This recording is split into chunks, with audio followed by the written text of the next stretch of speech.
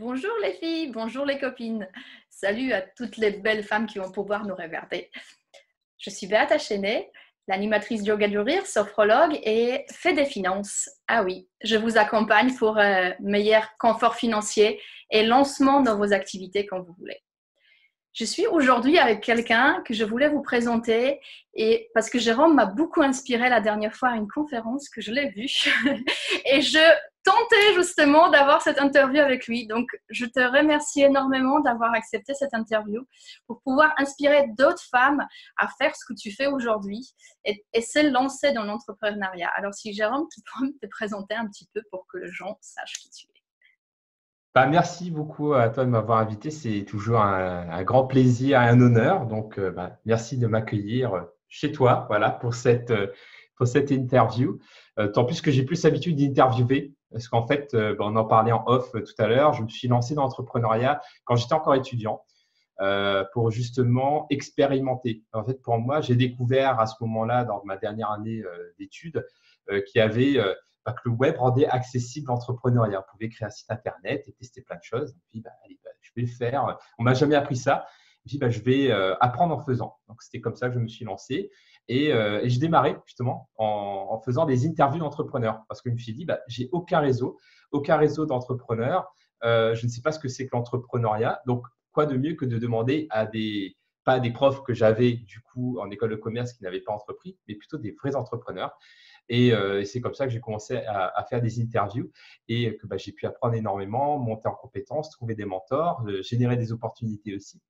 Et c'est pour ça que moi, je trouve que réaliser des interviews, c'est vraiment la manière la plus vertueuse à la fois de développer son réseau, de faire son networking, de monter en compétences, parce qu'en faisant des interviews, on travaille sa capacité d'écoute, sa capacité à bien s'exprimer à l'oral, aussi de pouvoir être pédagogue, structuré, organisé, etc. Donc, pour moi, c'était une formidable école et que je continue toujours en fait aujourd'hui.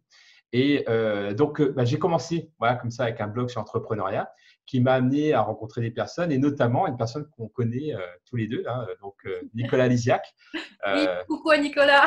voilà, qui est aussi polonais du coup, et qui m'a initié à la lecture rapide et au mind mapping. Donc, on a commencé à bosser ensemble là-dessus, sur des formations que l'on a animées tout d'abord en ligne sur passionapprendre.com et maintenant aussi en présentiel. Donc, on fait aussi pas mal d'événements en présentiel à travers les conférences Apprendre qu'on fait en France, mais pas que, ce qu'on a fait aussi au Maroc, championnat de France de lecture rapide et mind mapping. Et justement, l'organisation de ce championnat des sports du cerveau, donc de lecture rapide et de mind mapping, m'a amené à moi aussi faire de la compétition là-dedans. Donc notamment le championnat du monde de lecture rapide et mind mapping, qui m'a amené à avoir le titre mondial en fait, donc avoir un titre mondial en mind mapping. Et donc voilà, je trouve ça passionnant de se dire j'ai fait toute ma vie des sports physiques, notamment les arts martiaux et l'athlétisme, la compétition, et que maintenant, je peux aussi faire des sports du cerveau. Voilà, et qu'on n'a pas besoin, contrairement à ces sports physiques, d'avoir 20 ans, d'être en super forme, etc. physique. C'est-à-dire que c'est beaucoup plus accessible, je trouve, et beaucoup plus sain, parce que j'ai fait la boxe taille à un moment donné. C'est pas forcément le meilleur moyen de prendre soin de sa santé. Et voilà. Et donc ça, j'ai toute une partie de mon activité qui est justement sur tout ce qui est lié au sport du cerveau, formé et coaché à ça, et moi-même pratiquer, ce que j'aime bien transmettre ce que j'ai pratiqué de mon côté. Mais j'ai tout un pan d'activité aussi de conférences, en fait, de conférenciers, sur ce qui touche aux soft skills, donc aux compétences transversales que j'ai mentionnées tout à l'heure, l'écoute, la capacité à bien s'exprimer, la pédagogie, la motivation, toutes ces compétences qu'on ne nous apprend pas à l'école et qui pourtant nous servent tous les jours. Et surtout que l'intelligence artificielle ne peut pas encore nous piquer. Donc, du coup, c'est un bon investissement que d'investir dans les soft skills. Un investissement dans soi-même, quoi. Exactement. Et j'ai pu coécrire 2 ouvrages sur le sujet. Voilà, ici aux éditions Duno. Donc le premier sorti en 2014 s'appelle Le Réflexe Soft Skills. Et le deuxième, du coup, Soft Skills, qui est sorti en 2018. Donc voilà pour un très long pitch, mais même si c'est. Voilà, quand on parlait d'interview tout à l'heure, ça peut être pas mal de faire un petit clin d'œil à ça. Très bien, on pourra pouvoir apprendre encore davantage avec tes livres et tes interviews et tes conférences quand on va avoir bientôt une nouvelle. Apparemment, tu me disais tout à l'heure en off aussi, donc tu peux peut-être les partager aussi également. Ça peut intéresser. Ah oui, c'est vrai que la prochaine conférence aura lieu donc le 16 mars à Paris. Des conférences sur l'apprentissage efficace, comment mieux utiliser son cerveau, et notamment avec une spécificité, avec un focus sur les intelligences multiples. Donc, on va parler souvent de techniques d'apprentissage efficace et aussi d'intelligence multiple, parce que c'est une manière d'utiliser tout le potentiel de son cerveau et pas uniquement de se dire il faut développer son QI, parce qu'il n'y a pas que le QI dans la vie, le quotient intellectuel. Non, il y a plein d'autres formes d'intelligence qui nous aident non seulement à apprendre, mais aussi à mieux se connaître et à mieux interagir avec les autres. Donc, 16 mars à Paris, oui. Ok, 16 mars, on retient la date. Merci pour le partage. Et du coup, comme tu parlais de tout ça, tu viens de dire que tu as appris plutôt avec les gens, les interviewants et tout ça. Est-ce que tu as pris des formations aussi dans ton parcours en fait, d'entrepreneuriat? Oui, aussi. En fait, j'ai beaucoup appris sur le terrain et en travaillant avec d'autres personnes. Par exemple, Nicolas, qu'on a cité tout à l'heure, m'a beaucoup appris également. Le fait de travailler avec des partenaires, de travailler avec des clients aussi, mais des clients qui m'ont appris énormément. Par exemple, travailler pour Google, c'est quand même une sacrée école, par exemple. Donc, ça m'a appris beaucoup de choses. Donc, je dirais, dans un premier lieu, oui, travailler avec des personnes qui nous inspirent et qui nous aident à devenir meilleurs. Pas des personnes, en fait, c'est dur, hein, mais de travailler. Mais je trouve que travailler avec des personnes exigeantes, c'est super difficile, mais c'est vraiment ce qui fait progresser. Donc, pour moi, c'était vraiment ça le premier step. Et je suis devenu moi-même exigeant et c'est comme ça qu'on développe son excellence quelque part. Mais après, oui, je me suis formé aussi, mais pas forcément en entrepreneuriat directement, mais sur des choses annexes, comme je me suis formé en coaching pour avoir une certification de coach, je suis formé en leadership et sinon, je me suis aussi fait coacher. Voilà, donc, ça m'a aidé. Je suis coach, mais je me suis aussi fait coacher parce que du coup, quand on a la tête dans le guidon, ça nous aide beaucoup. Donc, je dirais qu'il y a vraiment ça, ce côté bien s'entourer et avec des beaux projets qui nous permettent de progresser, de se former régulièrement parce que voilà, il y a toujours des nouveautés, donc il faut aussi quand même avoir l'humilité de se dire il y a plein de choses qu'on ne sait pas et se faire coacher. Donc, pour moi, ça m'a beaucoup aidé aussi. Et sinon, un dernier point, c'est le côté mastermind, c'est-à-dire de ne pas forcément avoir des clients ou des partenaires ou forcément travailler sur un projet en commun, mais de se regrouper entre entrepreneurs régulièrement, par exemple une fois toutes les 2 semaines, avec 3-4 entrepreneurs sur lesquels on a une certaine complémentarité, mais qu'on est suffisamment différents pour apprendre l'un de l'autre. Donc, du coup, c'est quelque chose qui m'a beaucoup aidé, qui m'aide encore beaucoup aujourd'hui, de faire des sessions de mastermind où on se regroupe toutes les 2 semaines pour partager nos bonnes pratiques, partager nos difficultés également et s'entraider. Donc, ça m'aide beaucoup aussi. Et ça, c'est Mastermind, du coup, c'est toi qui l'as créé avec tes amis qui étaient à l'époque, du coup, parce que ce sujet est assez important en ce moment, même pour moi. Justement, je regarde comment intégrer peut-être un groupe pour pouvoir s'entraider. Et cette idée de Mastermind est importante, mais du coup, tu l'as intégré un Mastermind qui était déjà créé, ou est-ce que pour les personnes qui nous écoutent, qui auraient peut-être idée ou envie justement de faire quelque chose comme ça, et c'est vrai que c'est intéressant d'avoir ces partages avec d'autres entrepreneurs, où tu as créé toi-même avec les amis qui étaient entrepreneurs autour de toi? C'est vrai que jusqu'à maintenant, j'ai surtout créé ces masterminds. Donc, c'est-à-dire, je travaille avec une personne, on s'entend bien. C'est souvent au feeling, en fait. Ce n'est pas forcément par rapport à un besoin, mais plus par rapport à un feeling. Ah, tiens, on s'entend bien. Et si, voilà, moi, j'ai envie de progresser là-dessus, et dis, tiens, moi, c'est plus sur ça. Est-ce qu'on peut s'entraider? Et du coup, on se discipline, en fait, et ça nous permet d'avoir un rendez-vous toutes les 2 semaines sur des objectifs spécifiques qui nous permettent de progresser chacun de notre côté. Donc, c'était plus ça. C'est vraiment au feeling, des gens que j'apprécie.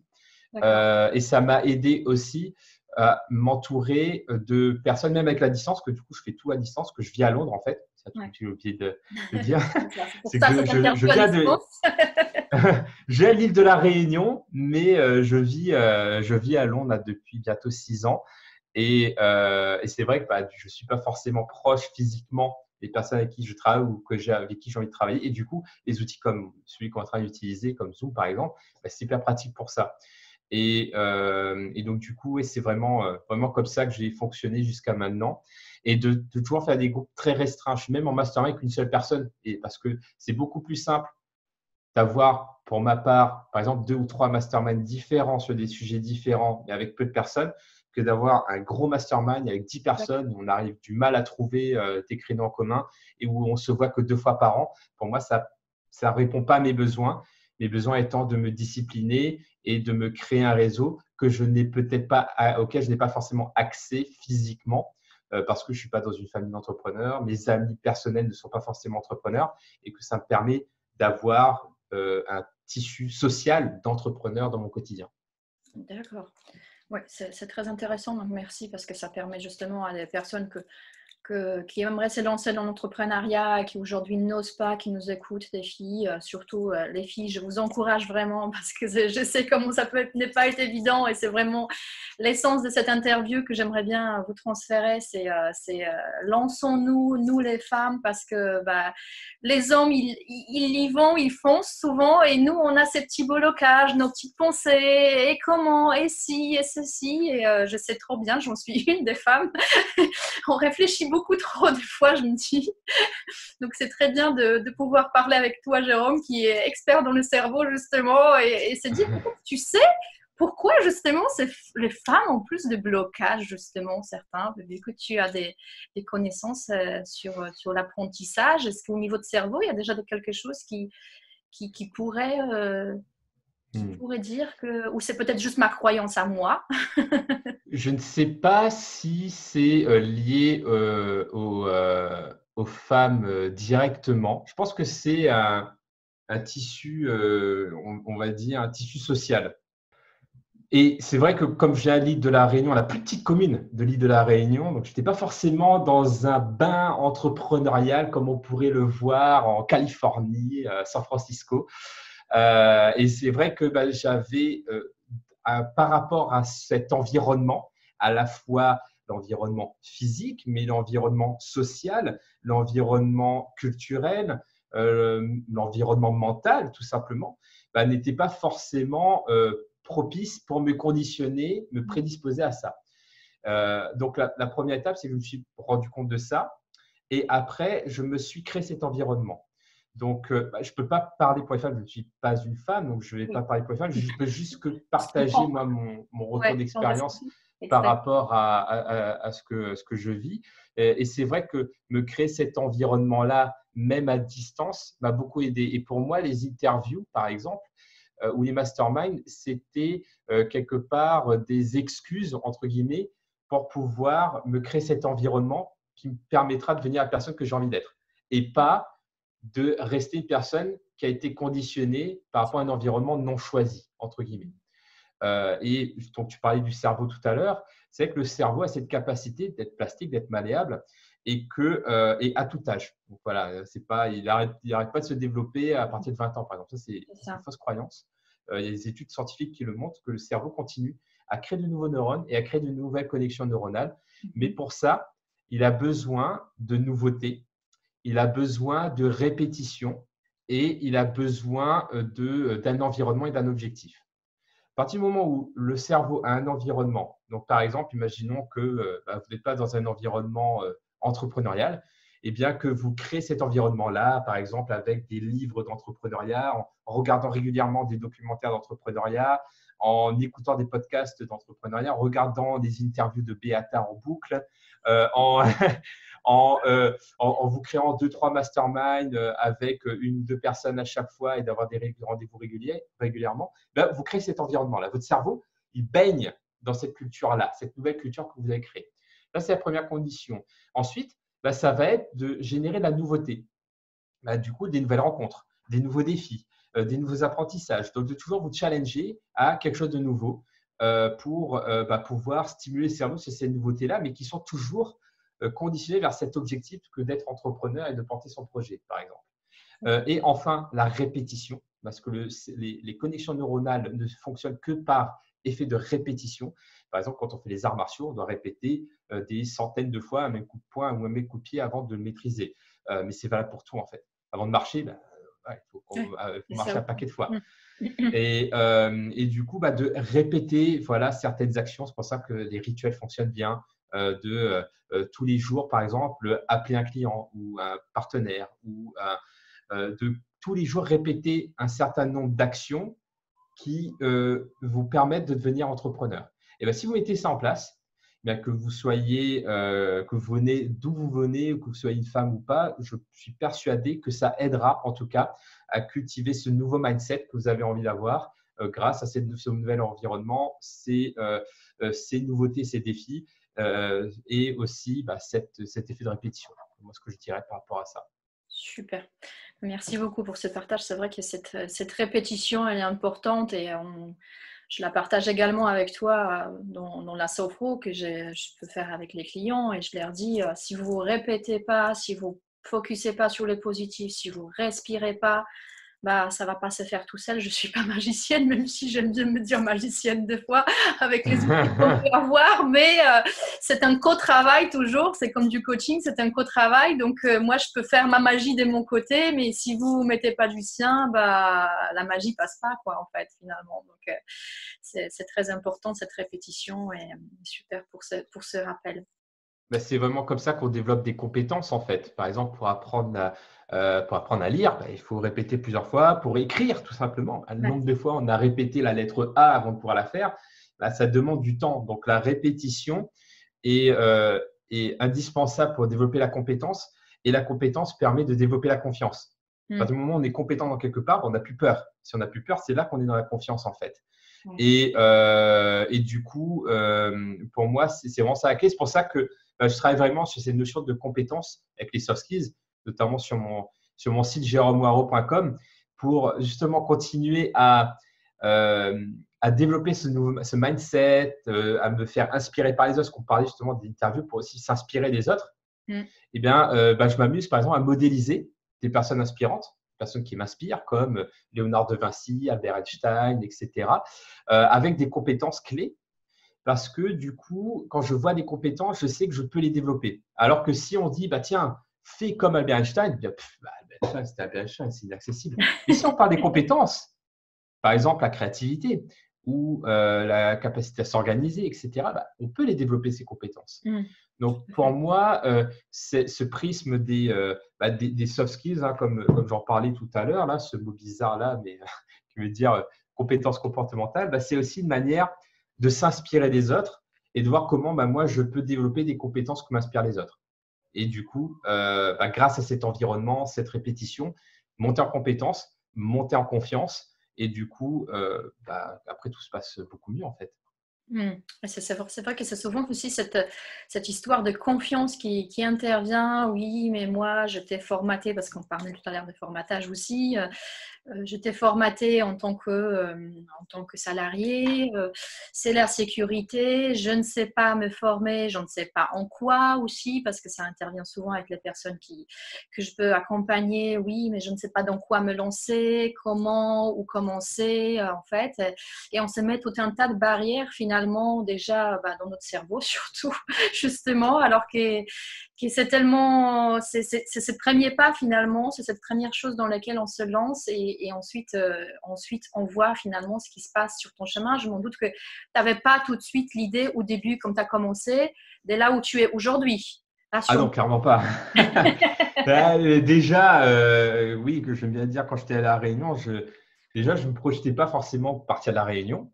C'était un concours de circonstances qui a fait que j'ai atterri en classe prépa, qu'il n'y a pas d'école de commerce à l'île de La Réunion. Du coup, j'étais amené à aller en métropole. Et après, de fil en aiguille, avec ma curiosité et aussi les rencontres, j'ai pu générer des opportunités et du coup les saisir et avancer comme ça en fait. Donc du coup, pour moi, ça s'est vraiment passé comme ça. Et je dirais oui, c'est déjà quand même d'aller dans une direction. Parce que même si je ne sais pas trop où j'allais quand même dans quelque part. Je ne tournais pas en rond parce que du coup, forcément, ça ne mène nulle part. Ouais. Et je n'étais pas que dans la réflexion. Parce que quand on est que dans la réflexion, on n'avance pas en fait. Ouais. Oui, on se projette, c'est bien, on visualise et tout ça, c'est bien. Mais c'est en passant à l'action qu'on a vraiment des résultats matériels. Donc, du coup, pour moi, c'est un mix de tout ça, mais c'est au moins maintenant, c'est comme ça que je fonctionne, c'est que je me dis, j'ai un objectif dans 1 ou 2 ans, ça permet de donner une direction, je teste et si ça ne marche pas, je change d'objectif, ce n'est pas grave. Donc, c'est pour ça que souvent, on part dans le milieu du coaching ou de leadership, de mission de vie. Et pour moi, je ne suis pas spécialement à l'aise avec ces notions-là parce que je pars du principe que tout le monde change. J'ai changé, je vais changer et que c'est pas grave si ma mission de vie évolue, en fait, entre guillemets. Donc, je ne fonctionne pas forcément en mission de vie parce que ça peut me faire culpabiliser ou me faire accrocher sur quelque chose qui ne me correspond plus d'ici quelques années, mais plutôt sur une vision, un truc qui me fait kiffer à ce moment-là et qui résonne en moi à ce moment-là. Et par contre, je persévère, c'est-à-dire que je ne vais pas changer non plus tous les 2 jours, parce que sinon, on ne peut pas faire l'effet de répétition. Ouais. Mais me donner un timing en disant, je me donne 1, 2 ou 5 ans pour ça. Et après, fonctionne en nombre d'années, en fait, pour ton objectif à peu près. En fait, j'ai un objectif sur 1 an et après, je le découpe en plusieurs mois. Par exemple, ou dans 5 ans. Mais dans 5 ans, ça reste quand même assez vague. Par exemple, dans 5 ans, j'aimerais développer à peu près ça. Et ça veut dire que cette année, il faut que je fasse ça. Parce que comme ça, je fonctionne. Pour moi, un objectif me permet de déterminer qu'est-ce que je fais tout de suite. Donc, si par exemple, mon objectif, là en ce moment, c'est développer mon magazine Soft Skills Magazine. Et par exemple, d'ailleurs, j'aimerais publiquement t'inviter à contribuer, si tu le souhaites, à Soft Skills Magazine. Et ça, c'est mon objectif. Donc, je sais au bout d'1 an, je sais que par rapport à mon objectif, j'ai 4 éditions de Soft Skills Magazine qui vont sortir. Donc, ça veut dire que tous les trimestres, il y a une édition qui va sortir. Donc, ça veut dire que là, pour que la prochaine édition sorte pour ce trimestre-là, je dois réaliser 20 interviews et produire 20 papiers, par exemple. Donc, donc aujourd'hui, je sais quoi faire. Aujourd'hui, je dois contacter des personnes, je dois proposer des interviews, les organiser, etc. Donc, pour moi, c'est un objectif, ça facilite la prise de décision qui facilite la mise en action.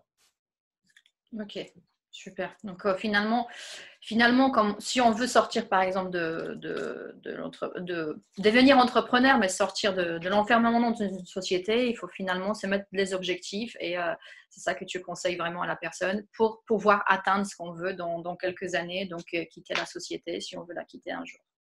Est-ce que le cerveau, il n'aime pas quand il n'y a pas d'objectif? Par exemple, la lecture. On parlait de lecture rapide tout à l'heure. La lecture, en fait, si je dis à mon cerveau, lis, il va lire. Et il va chercher tout. Pourquoi je lis ça? Ça m'apporte quoi? Et donc, du coup, ça parasite. Il va chercher des excuses. Alors que si je dis, dans ce livre-là, tu ne vas pas lire. Tu vas trouver la pépite qui va te permettre d'améliorer ton business de 10%. Ah, ça fait challenge accepted. Ok, on va chercher ça. Et là, tu vois, le cerveau, il met les ressources pour trouver le truc, il est concentré. Même si tu trouves autre chose, mais le cerveau, il a un but. Et c'est par exemple, c'est comme si tu me disais, ok, tu sors de chez toi, tu vas marcher. Le cerveau, il va faire, pourquoi? Qu'est-ce que je vais faire? Je vais marcher où? Je fais quoi? Je vais où? Je vais à droite, à gauche, en face? Il ne sait pas en fait. Alors si je te dis, il faut, tu sors de chez toi pour aller à tel endroit. Tu dis, ok, alors Google Maps, paf, ok, alors j'y vais. Là, tu te poses moins de questions, tu y vas en fait. Le cerveau, il fonctionne comme ça. Il a besoin d'une direction pour mettre le GPS en place. D'accord. C'est super intéressant du coup. Merci beaucoup pour ce partage. J'apprends beaucoup avec ces interviews, c'est juste énorme. Et qu'est-ce qu'il y a du coup? On va peut-être partir sur le sujet que moi j'aime beaucoup, mais qui est beaucoup sujet tabou maintenant. Donc tout ça, avec tout cet entrepreneuriat et tous ces clés qu'on a eues par rapport à l'entrepreneuriat, mais où en est la question d'argent? Comment ça a été à tes débuts? Est-ce que ça a été super facile dès le début ou tu l'as construit au fur et à mesure? Et en même temps, si tu peux nous dire au jour d'aujourd'hui, est-ce que tu as par exemple plusieurs sources de revenus? Ce que j'entends souvent en parler des entrepreneurs que du coup, je vois que tu as des livres, donc sûrement aussi c'est des revenus de ça. Et tu parlais des conférences, tu parlais donc, est-ce que vraiment ça s'est construit au fur et à mesure comme tu as dit et au niveau financier? Et est-ce qu'il y a plusieurs sources de revenus? Alors là, tu fais sortir de ma zone de confort, donc tu stimules mon cerveau. Parce que c'est vrai que ce n'est pas un sujet que j'ai l'habitude d'aborder. Et c'est vrai que souvent, quand tu es conférencier, je dis, comment j'ai gagné le championnat du monde de mind mapping, comment je suis devenu vice-champion du Royaume-Uni de lecture rapide. Donc tu parles de tes succès, etc. Beaucoup moins de tes échecs. Parce qu'avant de devenir champion du monde de mind mapping, j'ai une conférence que j'ai préparée qui s'appelle Champion d'échecs. Je parlais de tous mes échecs. D'accord. Ça peut être une manière de lancer ça. Mais non, en gros, c'était galère. En fait, comme je disais en off, au départ, en fait, je me suis lancé en entrepreneuriat pendant mes études et après mes études sans passer par la case salariat parce que je me suis dit, de toute façon, je suis habitué à un niveau de vie frugal. J'ai besoin de peu, je suis habitué avec peu, en fait. Donc, je suis habitué à peu. Mhm. Et en fait, je me rends compte que ça a duré 4 ans comme ça, où en fait, je vivais, je crois que 900 euros enfin, j'arrivais à générer 900 euros par mois donc à Paris. Donc, j'étais en dessous du seuil de pauvreté, je crois, par rapport à Paris. Donc, c'était quand même très compliqué. Et en fait, je pense que c'était lié à plusieurs raisons. La première, c'est que je n'avais pas d'ambition financière. Donc, mon cerveau, je parlais, il n'y a pas de GPS vers un objectif Ouais. financier. C'était, de toute façon, j'étais jeune, j'ai du temps. De toute façon, je suis jeune et pas cher. Moi, c'était ça dans mon cerveau, donc c'est pas grave. Donc, je Ah, vais faire c'est des trucs l'académie. gratuits, je suis blogueur, je fais plein de trucs gratuits pour me faire connaître. Et les gens me disent, tiens, mais je vais te faire ça, comme ça, tu vas pouvoir parler de ça et te faire connaître. Et donc, je m'étais habitué à ça et en fait, ça m'a beaucoup desservi. Et en fait, je pense qu'il y a eu plusieurs déclics. Le premier, c'est que à un moment donné, je me suis dit, mais je voyais mes amis qui commençaient à avoir une carrière et tout. Et je me dis, mais eux, ils vont en voyage et tout, ils sortent beaucoup. Et je commençais à avoir du mal à sortir aussi. Je me dis, bon, mince, il faut que ça change. Et du coup, j'ai pris la décision, donc j'ai commencé par là, j'ai pris la décision de sortir de là, tout simplement. Et, je ne peux plus continuer comme ça. Du coup, je me suis dit, parce que je travaille quand même beaucoup. Ouais, c'est pas comme si je travaillais 2 heures par jour, en fait. Je Oui. travaillais déjà énormément, mais ce n'était pas fructueux. Du coup, je me suis dit, déjà, il faut que j'arrête tout ce qui m'empêche de générer des revenus. Donc, du coup, il y a plein de trucs que j'ai coupés et me dire, je vais maintenant commencer à déjà créer une vraie offre à des clients. Donc, j'ai commencé comme ça. Et c'est vrai que le premier pas qui m'a fait sortir de là, c'était d'avoir déjà un vrai besoin avec une vraie offre et d'être focus là-dessus sur plusieurs mois. Alors qu'avant, j'étais en mode tiens, je fais un peu de ci, un peu de ça, un peu de ça. Et les gens, quand on me présentait, me disaient c'est un entrepreneur, il fait plein de choses. Donc, du coup, on n'arrivait pas à m'identifier. Je ne savais pas ce que tu faisais finalement. Non, on n'arrivait pas à me recommander, j'arrivais pas à me vendre parce que de toute façon, si j'étais, oui, je veux dire, c'est inspirant ce que tu fais plein de trucs et tout, mais en fait, ouais, mais, dans les Tu coulisses, n'avais ça pas, avance pas en fait. une lignée par laquelle on pouvait te Ouais. reconnaître finalement. Non. Ouais. Du coup, ce qui m'a aidé, c'était déjà de me dire, j'aide qui à faire quoi et Mhm. quel est mon rôle là-dedans. Donc, du coup, à partir du moment où j'ai mon pitch et de me dire, je fais ça. Donc, du coup, ça voulait dire de déconstruire une image que j'ai construite quelque part pendant 4 ans. Du coup, il fallait ça déjà. Donc, ça, déjà, ça m'a beaucoup aidé. Ensuite, de construire ma crédibilité, parce que j'étais jeune, on ne me prenait pas au sérieux. Je dégageais pas une image de Mhm. professionnel. Donc, c'est vrai que le côté ouvrage, le fait d'être édité, ça m'a beaucoup aidé là-dedans. Et en fait, ça a commencé comme ça. Voilà. Donc après, c'est vrai qu'aujourd'hui, c'est un peu mieux. Alors, je dirais pas que voilà, ça cartonne et tout, mais c'est vrai que ça va mieux. Et je pense déjà pourquoi pour déjà le fait parce que j'ai arrêté de travailler seul. Parce que je me rends compte que quand je travaillais seul, je tombais très rapidement dans des mécanismes qui ne m'aidaient pas. Donc déjà, le fait de m'associer avec Nicolas Lisiac, ça m'a beaucoup aidé, par exemple. De travailler en partenariat avec d'autres personnes, ça m'a beaucoup aidé aussi. Mhm. Et du coup, oui, tout ça a aidé. Donc déjà m'entourer et ensuite d'être quand même plus focus. C'est vrai que j'ai plusieurs activités, mais qui sont quand même canalisées vers un seul objectif en fait. Alors qu'avant, j'étais dispersé. Mhm. Donc là, je ne suis pas dispersé, je suis diversifié. Donc la différence pour moi, c'est que dispersé, c'est que je suis comme ça, Mhm. alors que diversifié, je suis comme ça. C'est-à-dire j'ai plusieurs trucs au service d'une cause. Ouais. Donc par exemple, que ce soit les soft skills ou que ce soit la lecture rapide, le mind mapping, que ce soit à travers des coachings, que ce soit à travers des formations ou des conférences, tout cela, c'est des activités qui aident les personnes à entretenir leur cerveau et à devenir la meilleure version d'elles-mêmes. Super. Donc, à partir du moment où j'ai une activité qui rentre là-dedans et que j'arrive à la structurer dans mon agenda, et ben, du coup, c'est bon. Si ça ne rentre pas là-dedans, ben, ce n'est pas bon. Donc, j'ai mis de côté tout ce qui n'était plus en accord avec ça. Donc, j'ai arrêté plein de trucs. Donc, ça m'a beaucoup aidé de mon côté. Donc, même si aujourd'hui, je suis sur plusieurs éléments et du coup, plusieurs sources de revenus par rapport à plusieurs produits, en fait, ça reste quand même pour une cible et un besoin de manière générale. Super. Donc, finalement, ce que tu conseilles vraiment, c'est encore une fois organiser et vraiment répartir dans cette structure qu'on sait vers quoi on va et comment on y va avec tous les objectifs qu'on s'est fixés sur les plusieurs années, ce que tu as dit tout à l'heure. Et en même temps, faire les actions aujourd'hui pour ces objectifs dans le futur et pas se disperser sur plusieurs activités en même temps. Oui, sauf si c'est complémentaire, bien entendu. Oui, voilà. Moi, par exemple, mon activité de coach nourrit mes bouquins qui nourrissent mes conférences. Donc, il y a une cohérence. Et j'arrive à faire des ponts. Mais si c'est totalement en silo, que ça n'a pas de pont, pour moi, ça me disperse. Et du coup, j'ai plus de difficultés à avancer. Oui, c'est normal. C'est compréhensible.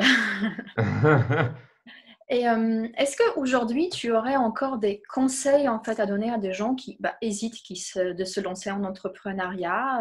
Est-ce que tu penses qu'on est plus en sécurité dans les sociétés aujourd'hui que dans l'entrepreneuriat par rapport à la question d'argent? Ou est-ce que, comme toi, tu penses la sécurité qu'elle est d'abord à l'intérieur et qu'ensuite on peut la vivre à l'extérieur avec ce qu'on a en s'adaptant tout simplement par rapport à l'argent qu'on peut avoir? Ou justement détruire toutes ces croyances justement qu'on a sur l'argent et pouvoir avancer comme ça au niveau financier, qu'on va pouvoir s'adapter avec ce qu'on a? Ou est-ce que tu penses que voilà, parce qu'au jour d'aujourd'hui, ce que je constate aussi, c'est des grandes sociétés, il y a de plus en plus de licenciements, ça part de plus en plus, c'est insécure finalement, alors que les gens pensent que c'est sécuritaire. Donc moi, c'est ça ma vision, mais je voulais avoir ton avis par rapport à ça et par rapport au fait que tu es entrepreneur et que tu disais tout à l'heure que tu as des amis qui sont eux dans les grandes sociétés ou travaillent autrement. Qu'est-ce que tu constates au jour d'aujourd'hui?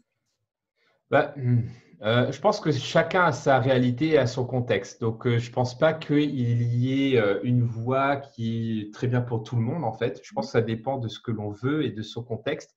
Mais pour moi, j'ai un mentor en fait en entrepreneuriat qui s'appelle Claude Ananou, qui est professeur à HEC Montréal et qui, pour moi, a bien compris la réalité de l'entrepreneuriat. C'est que pour lui, l'entrepreneur, souvent, on le voit comme quelqu'un qui aime le risque.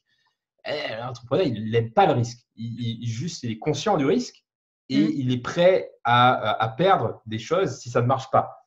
Mais du coup, ce n'est pas un risque, entre guillemets. Il va pas un entrepreneur qui va entreprendre de manière intelligente ne va pas mettre sa famille en danger, etc., par rapport à des risques à considérer. Donc, moi, je dirais, c'est déjà, comme le conseil Claude Ananou, de prendre conscience de qu'est-ce qu'on est prêt à perdre, entre guillemets. Donc, si par exemple, j'ai envie d'investir 3 000 € dans un projet entrepreneurial, si ça ne marche pas, ce n'est pas grave. Et que comme dit Nicolas, mon associé, il dit si on se plante, c'est comme si on s'est payé une formation 3 000 €. C'était une expérience, on a appris et on avance. Voilà. Donc, du coup, pour moi, c'est ça. C'est vraiment déjà d'avoir un projet clair, pas juste dire voilà, j'ai envie d'être entrepreneur. Je me rappelle quand j'étais encore étudiant, il y a des personnes qui sont arrivées, ils disent voilà, c'est quoi ton projet professionnel? Être entrepreneur. Ok, mais pour créer quoi? Je ne sais pas, mais c'est juste pour être entrepreneur. Oui, mais si c'est juste pour être entrepreneur, ça ne veut rien dire. On peut être très entreprenant et entrepreneur dans l'âme dans un métier salarié, et ça peut être très bien aussi. On peut créer une entreprise en n'étant pas du tout entreprenant ou entrepreneur. Donc, pour moi, c'est vraiment déjà avoir un projet, avoir une envie de résoudre un problème. Déjà, un projet, c'est quoi? C'est envie de résoudre un problème avec une solution. Et donc, un problème qu'un certain type de population a, et pas tout le monde. Parce que moi, ça, c'était mon gros problème. Toi, tu es qui? Parce qu'en plus, avec les soft skills, tout le monde les a. Et si j'aide tout le monde, j'aide personne. Personne va être, ça ne perdra à personne. Donc, déjà, un problème avec une cible en particulier, proposer une solution, avoir un modèle économique qui soit viable.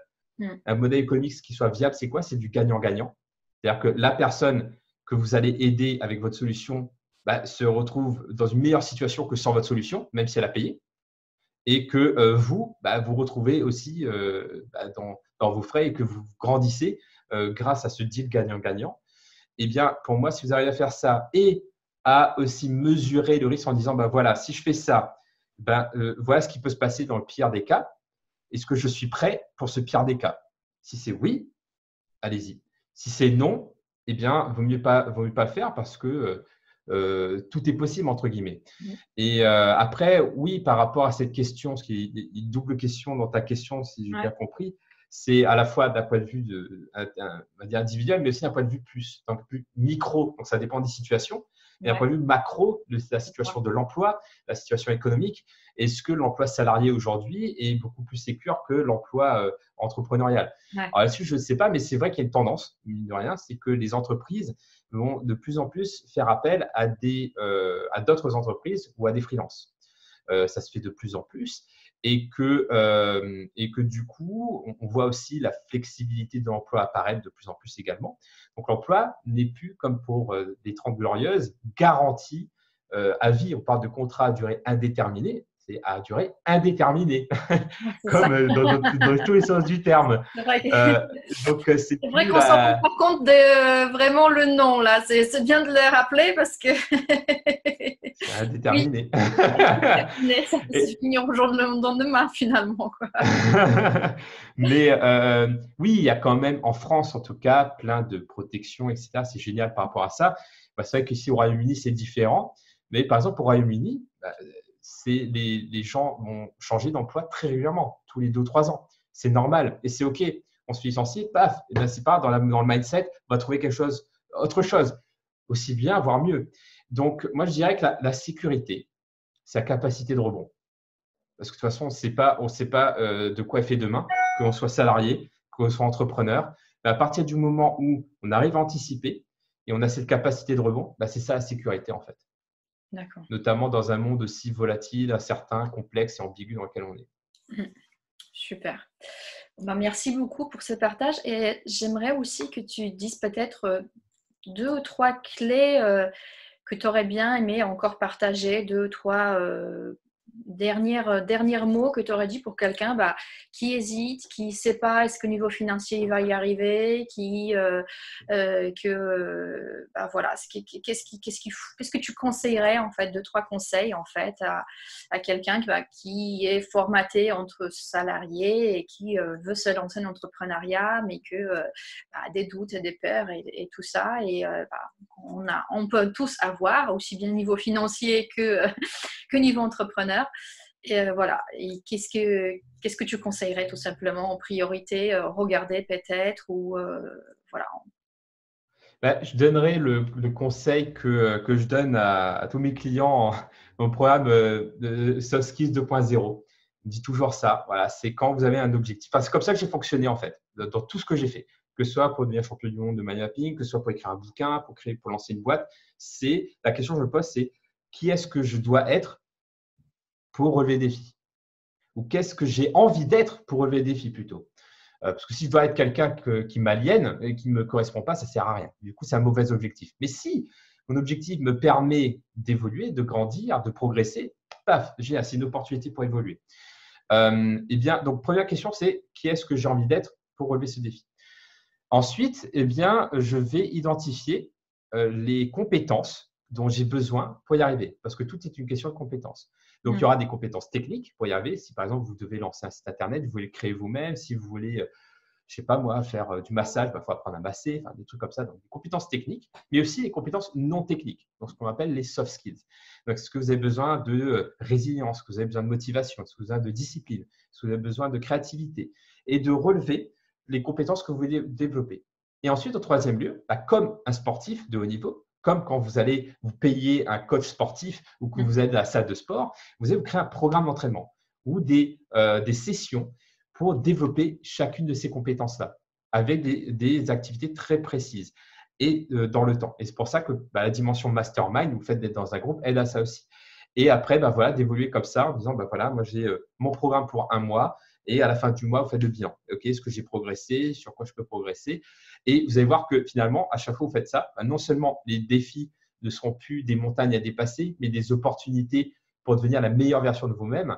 mais en plus, vous aurez des résultats beaucoup plus puissants parce que vous serez meilleur de jour en jour. Donc, pour moi, je terminerai par ça parce que c'est ma philosophie de la vie, en fait.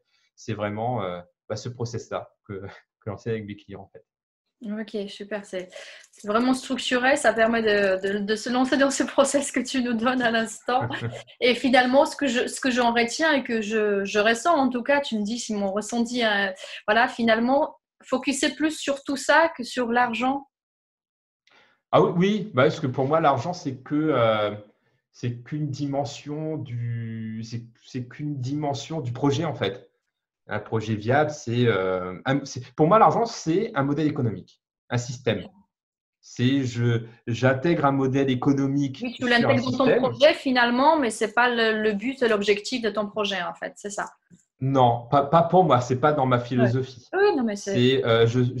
Par mon expérience, c'est grâce à ma montée en compétences que j'ai pu générer plus d'argent. Ouais. Ok. Et pas l'inverse. Donc, on progresse, on monte en compétences, on se forme, on intègre les soft skills et on se lance, on passe en action finalement. C'est encore une fois, on revient à ça et on répète. Et on répète. En très gros, parce qu'il y a eu plein d'autres choses dedans. Si je peux résumer rapidement. Merci beaucoup, Jérôme, pour cette interview. Merci beaucoup pour tout ce que tu as partagé. Tu aurais aimé encore ajouter quelque chose ou… Merci beaucoup à toi, Béata. C'était un vrai plaisir d'échanger. Comme tu peux voir, c'est des sujets qui me passionnent. Là, on s'est donné 1 heure pour faire ça. Tu m'en aurais donné 3. J'aurais pris les 3 heures. C'est tellement de choses à dire parce qu'on est sur l'humain, donc c'est infini et il y a toujours des exemples, des anecdotes. Donc, oui, c'est passionnant. Donc, merci pour ça. Et ouais, pour conclure, c'est vraiment oser miser sur le non technique, oser miser sur les soft skills, parce que c'est ce qui permet de devenir une meilleure version de vous-même et du coup d'atteindre vos objectifs, en fait. Ouais. Bon, merci beaucoup pour ton interview, pour ton temps et tout ce partage. On va beaucoup pouvoir en apprendre de tout ce que tu nous as partagé. On va pouvoir enfin de prendre notre courage à deux mains et notre confiance des filles ou même des hommes qui vont regarder cette interview, bien sûr, et apprendre à se lancer dans cet entrepreneuriat tel qu'on veut le faire et avec ce courage que les financiers finalement pourra suivre à partir du moment qu'il fera vraiment, qui sera regardé et il sera partie de projet finalement, mais que ce n'est pas l'objectif les premiers. Merci beaucoup et amusez-vous bien avec votre aventure entrepreneuriale. Merci. À très bientôt. À bientôt.